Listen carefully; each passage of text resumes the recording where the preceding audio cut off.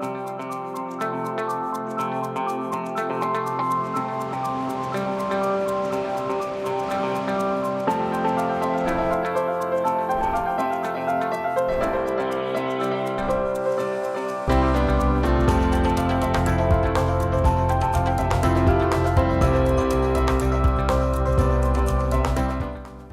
and across the fence, a tiny insect that causes big problems is spreading.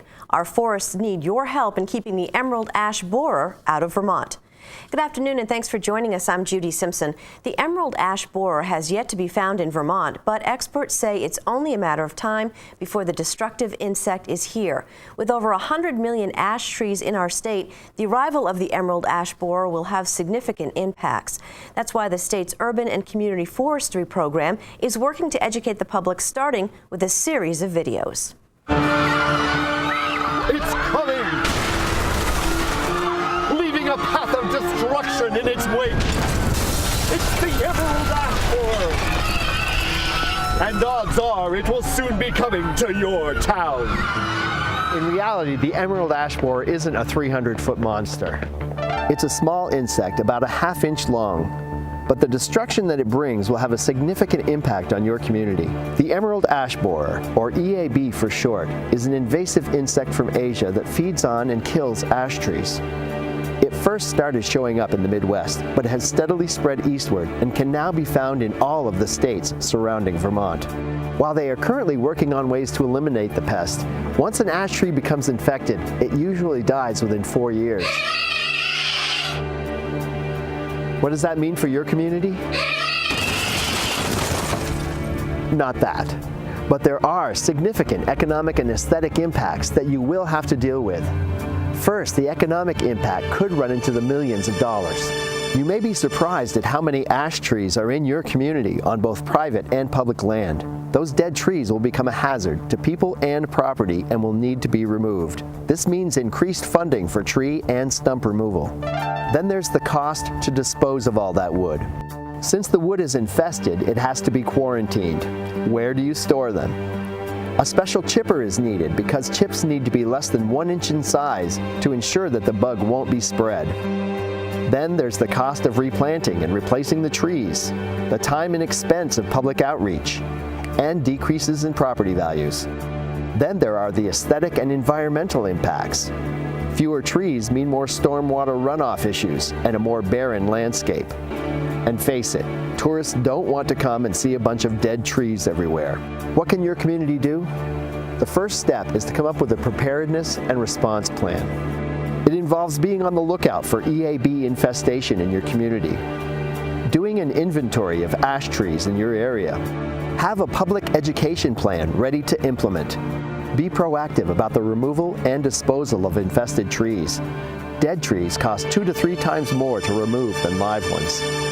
Plus, plan on coordinating with neighboring communities to pool resources. The emerald ash borer may not be a 300-foot rampaging monster,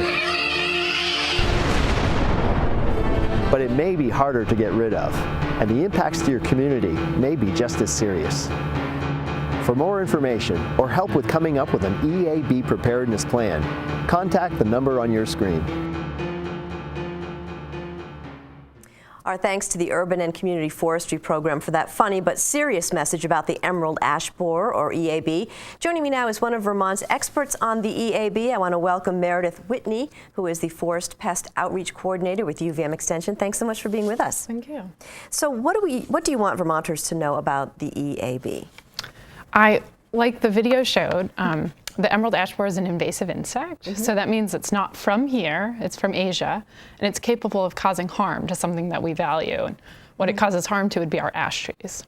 Okay, and it feeds on all species of ash trees? How many species are there? It feeds on all species of ash, and in Vermont we have 3 species of ash, the green, the black, and the white. And so, so far, this pest has not been found in Vermont. Hard to believe, but it has not been found in Vermont yet. I brought this map that shows that it's in all of our surrounding states and in Canada. So if it isn't in Vermont right now, it will be here soon. And so it spreads rapidly, and how does it do that? It's human-facilitated movement, we like to call it, but it moves in firewood. So folks will take firewood camping and unknowingly move the insect. On its own, the insect will fly maybe 1 to 2 miles in its lifetime. So this spread is definitely because of human movement. And so what should we be looking for to find an emerald ash borer? You're certainly welcome to look for the insect itself, but good luck. It's very small, ½ an inch big, but super shiny green. I actually brought an insect here today. Okay. So it's a very small little... I'm going to turn it upside down, and then when it comes back, we'll be able to see it. There we go. Anyway, so you'll see adults at the end of May through June, and... To 3, okay, let's do this. Okay, there we go. Yeah, so there it is. So you'll just see, like, in this case, and compared to the larvae even, how small that adult is. But you would see them at the beginning of the summer. I'm just going to turn it over so that you can see it maybe a little bit better. Sure. There it is. But it's not big at all. No, not big at all. So I would suggest looking for some other things. Like what? The galleries are what we call them. And galleries are the feeding pattern of the larvae. And so these are underneath the bark. The larvae feed on the inner layer of the bark. And you will see this on a lot of other wood. Other insects will create galleries. But the emerald ash borer galleries are specifically, they're S-shaped, so they curve in this very serpentine pattern. Yep.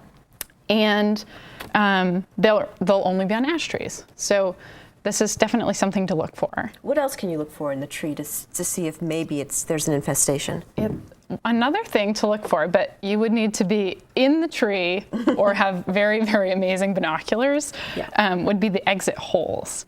So this sample, and again in the tree, well, just to point out, look how tiny that is, that little red spot. They wouldn't have little arrows. Right, or little red spots. Right, that's really hard to see. They're D-shaped. So if you do see one, if you do see a hole in your tree, which you could have from a woodpecker or from another insect, check it out and see if it has this D shape. So one side is very flat.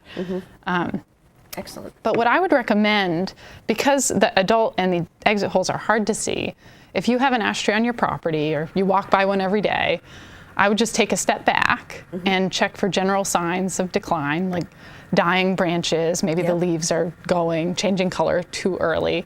And then walk a little closer. Check the bark, look for signs of woodpecker activity, see if there are any cracks in the bark. If there's a crack in the bark, peel it back a bit and check for those galleries underneath. Yeah. And so what happens to the ash trees that are infested? So emerald ash borer is a very quick killing insect. Really? The greatest damage is that larval stage. They cut off the flow of nutrients, so they're kind of strangling the tree, if you will. And a healthy tree will die within 1 to 3 years of its first sign or symptom. That quickly? And how many ash borers does it take to kill a tree, or is it just a few? A few. Emerald ash borers can be on trees of any size. So even a sapling can have 1 to 2 emerald ash borers on it. Wow, okay, well let's take a look at another video. This one is a public service announcement regarding the emerald ash borer. Wanted. Actually, not wanted. The emerald ash borer, alias EAB. This invasive insect has been decimating ash trees throughout the eastern United States, often spreading through transported firewood. We are striving to keep EAB out of Vermont. You can help. Report any unhealthy-looking ash trees, particularly those with blonding in the upper canopy or with epicormic branching. If you suspect an EAB infestation, please let us know. Help keep EAB out of Vermont. And again, our thanks to the Urban and Community Forestry Program for sharing that public service announcement. Joining me now is a veteran of Vermont's Department of Forest, Parks and Recreation. I want to welcome Barbara Schultz. Thanks for joining us. Good to be here. What are we doing in Vermont to look and prepare for the EAB? Well, of course, we don't want to have emerald ash borer here, and neither do our neighboring states want us to be spreading it from our state. So it's both the state government and the USDA that are trying to find emerald ash borer, so that as soon as we find it, people know the threat to their ash trees, they know what they can do to manage ash trees in their communities, and we can keep from spreading it. So we're doing a lot of looking. The USDA, most people are familiar with the purple traps they see all over the place. That's a USDA program, and they've been all over the state. You may see some green traps, and we've been looking at some communities and campgrounds that we think are particularly high risk, and we're also doing some intensive surveys at those sites as well. well. Now, I know, Meredith, that you trained some volunteers. Yeah, we've actually trained in our program over 180 volunteers. Really? That are called our Forest Pest First Detectors. And the Forest Pest First Detectors are folks that we can call on to help with monitoring and identifying potential sightings of emerald ash borer. But they also help with outreach and education. A group in the Lamoille County area called the Regional Invasive Insect Preparedness Team, or RIPIT for short. They're the folks that created those videos that we showed today. That's great. So now the video PSA talked about firewood. And Barbara, what is the law concerning firewood in Vermont? So just a year ago, Vermont put into place a firewood quarantine that says untreated firewood can't come into Vermont from any state around Vermont. So is firewood safe to move? It can be safe to move. If firewood is treated, say you get a package of firewood and you want to buy some firewood. If it's not from Vermont, you want to make sure that it's certified heat treated. And I have an example of a label here showing what you want to look for on the label. You want to look for certification either from the state it comes from or from the USDA saying that it's certified heat treated. And that's different than kiln dried. Kiln dried just means it's not dry fire. It's dry firewood and would burn efficiently. But heat treated actually kills the insects and diseases on the surface and deep inside the wood, and that's what you're looking for on the label. If you don't see this label, should you ask the person who's selling the wood, is this certified? You need, if you don't see the label, it needs to be from Vermont. Otherwise, it's not legal to sell in Vermont.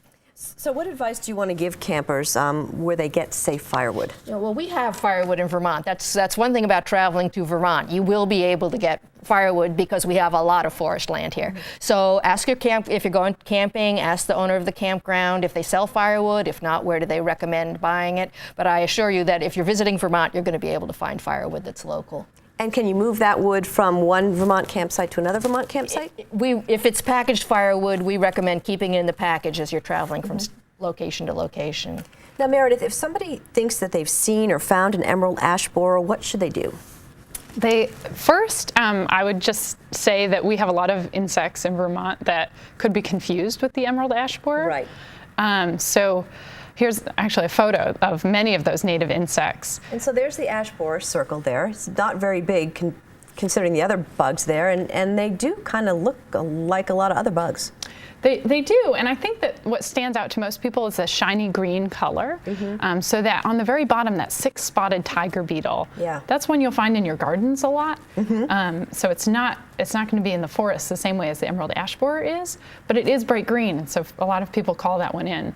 So emerald ash borers aren't going to be migrating to other trees or shrubs or plants. They're going to be on the ash tree. They will be on, just on the ash tree. And let's take a look at what this looks like one more time. I'm going to hold it up and see if we can't see, because, you know, it's not big and it is hard to spot. You said it's about, what, half an inch? It's about half an inch. Like, think of your fingernail size. And yeah, definitely not easy to spot. I think what happens is we blow up pictures of the emerald ash borer a lot, right, because obviously it's not a flashy insect when it's really small. So we get very used to seeing that blown up picture. So you do want to be looking for that woodpecker activity on the surface of your ash trees. No that's a reason to be paying attention. If you see the bark coming off the tree, take a close look and look a little further. But there aren't enough woodpeckers to take care of an emerald ash invasion. Or they're not eating enough emerald ash borers.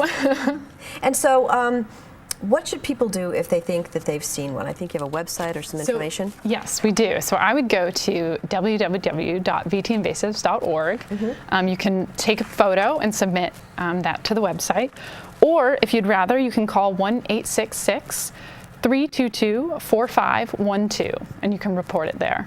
And you were mentioning earlier, too, probably the easiest way to see if there might be some kind of infestation is to look at the top of the tree to see if it looks healthy. Maybe, maybe the canopy's damaged or something. Yeah. If the tree is sending out any extra weird shoots of growth kind of along the trunk, if the top starts to die back, those are the things to be on the lookout for. And once again, if you're coming into Vermont to enjoy camping and so forth, don't bring wood. Get your firewood when you get here.